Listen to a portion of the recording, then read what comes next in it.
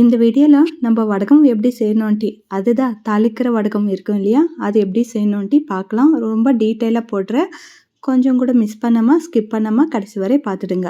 First வடகம் போடுறதுக்கு white onions தான் யூஸ் பண்ணணும். சப்போஸ் உங்களுக்கு ஒயிட் ஆனியன்ஸ் கிடைக்கலன்னா நீங்கள் சாம்பார் ஆனியன்ஸ் கூட யூஸ் பண்ணிக்கலாம். பட் ஒயிட் ஆனியன்ஸில் போட்டால் ரொம்ப டேஸ்டியாக இருக்கும் வடகம். அது இல்லாமல் நம்ம தாளிக்கிறப்போ ரொம்ப கருப்பாகாமல் நீட்டாக இருக்கும் ஒயிட் ஆனியன்ஸ் போட்டோன்னா.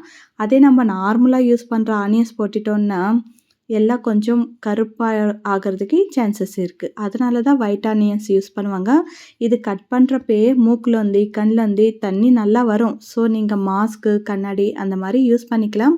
எங்களுக்கு கொஞ்சம் ஓப்பன் ஏரியா பெருசாக இருக்கு இல்லையா? அதனால அவ்வளோவா கண்ணில் தண்ணி வரல. ஆனாலும் ஸ்டார்டிங்கில் கொஞ்சம் கண் எரிச்சலாக இருந்துச்சு. மூக்குலேருந்து லைட்டாக தண்ணி வந்துச்சு. பட் கட் பண்ண அதெல்லாம் கொஞ்சம் நல்லா போயிடுச்சு. ஓப்பன் ஏரியா இருக்கவே கொஞ்சம் தப்பிச்சுக்கணும். அது இல்லாமல் கொஞ்சம் க்ளோஸ்டு ஏரியா இருந்துச்சுன்னா கண்ணில் மூக்கில் இன்னும் வாயில் கூட வந்துட்டு இருக்கும். அந்த அளவுக்கு கொஞ்சம் இது எரிச்சலாக தான் இருந்துச்சு. நார்மல் ஆனியன்ஸ் கட் பண்ணுறப்ப எப்படி இருக்கும் ஒரு ஆனியன் கட் பண்ணுறதுக்கு? நாங்கள் ஒரு 5 கிலோ ஆனியன்ஸ் கட் பண்ணுறோம். எப்படியோ போடுறோம். கொஞ்சம் ஜாஸ்தியாக போட்டு வச்சிக்கினா கொஞ்சம் நிறைய நாளுக்கு வரும் இல்லையா? அப்படின்னு நினச்சி கொஞ்சம் ஜாஸ்தி அளவுக்கே போடுறோம். இது எல்லாருக்குமே டிவைட் பண்ணி கொடுப்பாங்க. எனக்கு கொடுப்பாங்க, ஆயாக்கு கொடுப்பாங்க, அதுக்கப்புறம் சித்திக்கு கொடுப்பாங்க. அதனால கொஞ்சம் ஜாஸ்தியாக போட்டால் அது கிடைக்கிறது கம்மியாக தான் கிடைக்கும். அதனால கொஞ்சம் ஜாஸ்தியாக போடுறோம் குவான்டிட்டி. நாங்கள் உரலில் அரைச்சிக்கிறோம். எல்லார் வீட்டிலுமே உரல் இருக்காது இல்லையா? நீங்கள் மிக்ஸி ஜாரில் கூட அரைச்சிக்கலாம். நாங்கள் போடுற அளவுக்கு நீங்களும் குவான்டிட்டி ஜாஸ்தி போடணுன்ட்டு அவசரம் கிடையாது. நீங்கள் ஒரே கேஜியில் கூட போட்டிக்கலாம். 1 கேஜி 2 கேஜி அந்த மாதிரி லிமிட்டாக கூட செஞ்சுக்கலாம். நீங்கள் மிக்ஸி ஜாரில் செய்கிறதா இருந்தால் சும்மா லைட்டாக பல்ஸ் கொடுத்து எடுத்துக்கணும். அவ்வளோதான். ஜாஸ்தி சாஃப்டாக பண்ணிடக்கூடாது, நல்லா இருக்காது. ஒன்றும் பாதியாக தான் அரைச்சிக்கணும். அதுக்கு சும்மா ஒரு பல்ஸ் கொடுத்தீங்கன்னாலே போதும். ரொம்ப சாஃப்ட் ஆயிடுச்சுன்னா நல்லாவே இருக்காது. ஸோ நீங்கள் மிக்ஸி ஜாரில் போடுறப்போ கொஞ்சம் கவனமாக போட்டுக்கோங்க. அதுதான் ரொம்ப முக்கியம். ரொம்ப சாஃப்ட் ஆகிட்டாலும் நல்லா இருக்காது. அதுக்கன்ட்டு ரொம்ப கச்சா பச்சையாக இருந்தாலும் நல்லா இருக்காது. மீடியமாக சும்மா ஒரு பல்ஸ் 2 பல்ஸ் கொடுத்து எடுத்திங்கன்னா சரியாயிடும். நீங்கள் மிக்ஸி ஜாரில் போடுறதா இருந்தால் நீங்கள் கட் பண்ணுறப்பே சின்ன சின்ன குட்டி குட்டியாக கட் பண்ணிக்கணும். அப்போது உங்களுக்கு கரெக்டாக இருக்கும். எங்களுக்கு கட் பண்ணுறப்போ அவ்வளோ கண்ணில் மூக்கில் தண்ணி வரல. இந்த மாதிரி அரைக்கிறப்போ மட்டும் ஃபுல்லாக கண்ணில் மூக்கில் தண்ணி ஒளிஞ்சினே இருந்துச்சு. அது பார்க்க முடியாம தான் சித்தி மாஸ்க்கு கொடுத்தாங்க. மாஸ்க் போட்டுக்கோங்க, கொஞ்சம் அவாய்ட் ஆகும். இல்லைன்னா இந்த மாதிரி அழுதுனே இருக்கணும். ஆனியன்ஸ் அரைக்கிறதுக்குள்ளே உங்கள் கண்ணு மூக்கெல்லாம் ரெட் ஆகிடும் போலன்னு சொல்லிட்டு மாஸ்க்கு கொடுத்தாங்க. அதுக்கப்புறம் மாஸ்க்கு போட்ட பிறகு எங்களுக்கு கொஞ்சம் நல்லாவே இருந்துச்சு. அதுக்கு முன்னாடி பார்க்கணும் கண்ணில் தண்ணி எப்படி கண்ணை கூட ஓப்பன் பண்ண முடியாத அளவுக்கு கண்ணில் தண்ணி மூக்கில் தண்ணி எல்லாமே வந்துட்டு இருந்துச்சு. மாஸ்க் போட்ட பிறகு கொஞ்சம் நல்லா இருந்துச்சு.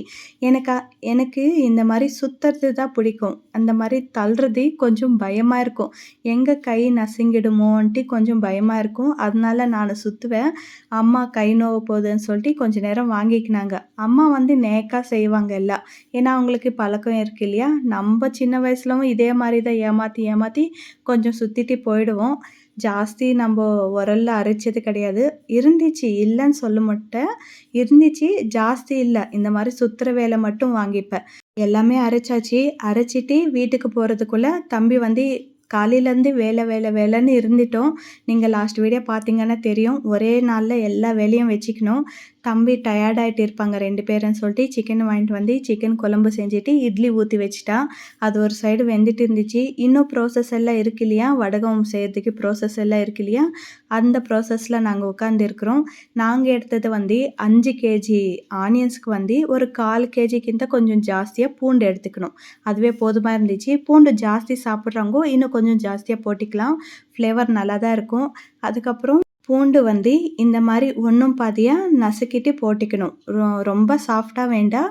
ஒன்றும் பாதியாக நம்ம குழம்புக்கெல்லாம் இடிச்சிட்டு சேர்ப்போம் இல்லையா? அந்த மாதிரி இடிச்சிட்டு சேர்த்தாலே போதும்.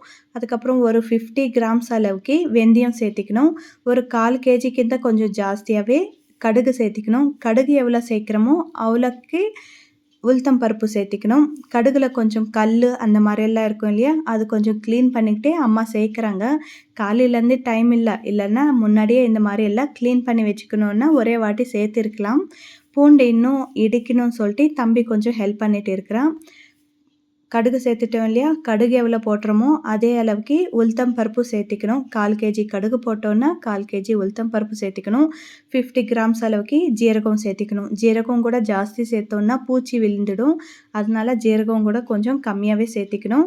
மீதி இருக்கிற பூண்டு இடித்து வச்சுருக்கிறோம் இல்லையா? அந்த பூண்டையும் சேர்த்துக்கிட்டு எல்லாமே நல்லா மிக்ஸ் பண்ணிவிட்டு ஒரு பிளாஸ்டிக் டப்பாலன்னா வச்சுக்கணும். இல்லை அது உடம்புக்கு நல்லது கிடையாது பிளாஸ்டிக்கு. அதுக்காக நாங்கள் மண்பானை எடுத்திருக்கிறோம். மண்பானையும் எல்லார் வீட்லேயும் இருக்காது இல்லையா? மண் சட்டியும். அதனால பிளாஸ்டிக் டப்பாவில் ஸ்டோர் பண்ணிக்கணும். ஸ்டீல் டப்பாவில் இந்த மாதிரி அலுமினியம் பாத்திரத்தில் வைக்கவே கூடாது. ஒரு நைட்டு ஃபுல்லாக அப்படியே அதுக்கு ரெஸ்ட்டு கொடுத்துடணும். இப்படி ஆனியன்ஸ் கட் பண்ணி அரைச்சி வச்சுட்டா பாய்சன் ஆகாதா அப்படியெல்லாம் நினைக்காதீங்க. இதுதான் ப்ராசஸ்ஸே.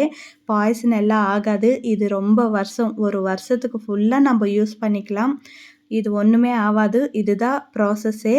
இது பாய்சன் ஆகிடும் அப்படி இப்படியெல்லாம் சொல்லாதீங்க. அரைக்கிறப்பே உப்பு கொஞ்சம் சேர்த்திக்கணும். அது நான் சொல்லவே மறந்துட்டேன் பேசுகிறப்போ. உப்பு கொஞ்சமாக சேர்த்திக்கணும். இது எல்லாம் ஆனியன்ஸ் கலர் சேஞ்ச் ஆகாமல் இருக்கிறதுக்கு உப்பு கொஞ்சம் சேர்த்திக்கணும். இந்த மாதிரி மண்பானையிலன்னா வச்சுக்கலாம். இல்லைன்னா நீங்கள் பிளாஸ்டிக் பாக்ஸில் கூட வச்சுக்கலாம். மண்பானை கொஞ்சம் பெஸ்ட்டு. இல்லாதவங்க பிளாஸ்டிக் டப்பாவில் வச்சுக்கோங்க. ஸ்டீலு அலுமினியம் வேண்டாம். இந்த மாதிரி ஸ்டோர் பண்ணிவிட்டு ஒரு நைட்டு ஃபுல்லாக அப்படியே விட்டுடணும். மூடி வச்சு ஒரு நைட்டு ஃபுல்லாக அப்படியே வச்சிடணும். ஆனியன்ஸில் இருக்கிற தண்ணி எல்லாம் செப்பரேட் ஆகும் இல்லையா? அந்த தண்ணி எல்லாம் பிழிஞ்சிட்டு மறுநாள் காலையில் ஏஞ்சதும் அந்த தண்ணி எல்லாம் பிழிஞ்சிட்டு ஒரு நாள் ஃபுல்லாக காய வச்சுக்கணும். ஆனியன்ஸில் ரொம்ப தண்ணி வரலன்னா நீங்கள் உருண்டை பிடிச்சிக்கலாம். பட் நிறைய தண்ணி வரும். அதெல்லாம் பிழிஞ்சிட்டு ஒரு நாள் ஃபுல்லாக இந்த மாதிரி காய வச்சிட்டோன்னா இப்போ உருண்டை பிடிக்கிறதுக்கு கரெக்டாக இருக்கும். ரொம்ப தண்ணி இருந்துச்சுன்னா உருண்டை பிடிச்சோன்னா காயறதுக்கு ரொம்ப நாள் எடுக்கும்.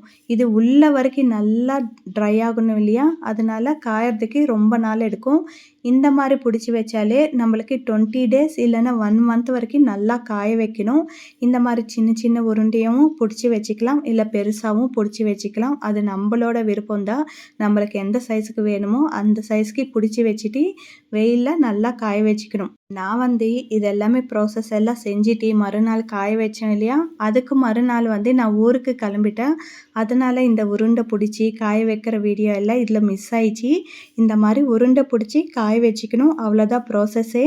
ஏன்னா ஊருக்கு வந்துட்டேன் நான். கொஞ்சம் வேலை இருந்துச்சு. அதனால சடனாக ஊருக்கு வர வேண்டியதாகிடுச்சு. ஊருக்கு வந்தாச்சு. அதுக்கப்புறம் அம்மா காய வச்சு கொடுத்து அனுப்புகிறேன்னு சொன்னாங்க. பட் ஆயா நான் ஊருக்கு போகிறதுக்கு முன்னாடி எல்லாமே செஞ்சு வச்சுட்டு இருந்தாங்க. அவங்க காய வச்சுட்டு இருந்தாங்க. அது கொடுத்து அனுப்பிச்சிட்டாங்க இப்போ எனக்கு யூஸ் பண்ணுறதுக்கு. அம்மா இது நல்லா காய வச்சுட்டு அதுக்கப்புறம் கொடுத்து அனுப்புகிறேன்னு சொல்லிட்டாங்க. உங்களுக்கு காமிக்கணுன்ட்டு நான் நைட்டு 10 மணிக்கு உட்காந்து இந்த மாதிரி உருண்டை பிடிச்சி காமிச்சிட்டு இருக்கிறேன். இப்போது பாருங்கள், இந்த மாதிரி ஃபுல்லாக ட்ரை ஆகிடணும். ஒரு மாதிரி ஃபுல்லாகவே பிடிச்சா பரபரன்னு வந்துடணும். அந்த அளவுக்கு ஃபுல்லாக ட்ரை ஆகணும். அப்போ தான் நம்மளுக்கு வடகம் ரெடி ஆயிடுச்சான்ட்டு அர்த்தம். ஒரு உருண்டை உடச்சி பார்க்கணும். அப்போ தான் நம்மளுக்கு தெரியும். இல்லைன்னா தெரியாது இல்லையா? ஒரு உருண்டை மட்டும் நல்லா உடச்சி பார்த்தீங்கன்னா உள்ள வரைக்கும் நல்லா ட்ரையாக இருக்கா இல்லையான்னு அதிலவே தெரிஞ்சிடும். அப்போது எடுத்து நீங்கள் ஃப்ரிட்ஜில் ஸ்டோர் பண்ணிக்கலாம். இல்லைன்னா வெளியில் கூட வச்சுக்கலாம். எங்கள் கிளைமேட்டுக்கு வெளியில் வச்சா பூச்சி விழுந்துடும். ஸோ நான் ஃப்ரிட்ஜில் ஸ்டோர் பண்ணிப்பேன். எனக்கு தேவையானப்போ மட்டும் ஒரு உருண்டை எடுத்து யூஸ் பண்ணிப்பேன். பிளாஸ்டிக் டப்பாவா அப்படின்னு நினைக்காதீங்க. ஃப்ரிட்ஜில் ஸ்டோர் பண்ணுறதுக்கு நான் இன்னும் கிளாஸ் ஜார் அந்த மாதிரி வாங்கலை. ஸோ பிளாஸ்டிக் டப்பாவில் தான் ஸ்டோர் பண்ணுறேன் இப்போதைக்கு. சீக்கிரமாகவே நான் மாற்றிடுறேன். ஏன்னா எனக்கும் பிடிக்காது. இந்த பிளாஸ்டிக் எல்லாம் யூஸ் பண்ணுறதுக்கே சுத்தமாக பிடிக்காது. முடிஞ்ச அளவுக்கு கம்மி பண்ணிகிட்டே வரேன். ஆனாலும் 1, 2 பிளாஸ்டிக் டப்பா வீட்டில் கிடக்குது. ஸோ நீங்களும் கொஞ்சம் அவாய்ட் பண்ணுறதுக்கு ட்ரை பண்ணுங்கள்.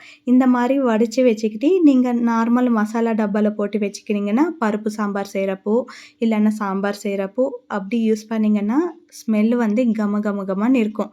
அப்புறம் இந்த வீடியோ பிடிச்சிருக்கா இல்லையான்னு கமெண்ட்டில் சொல்லுங்கள். பிடிச்சிருந்தா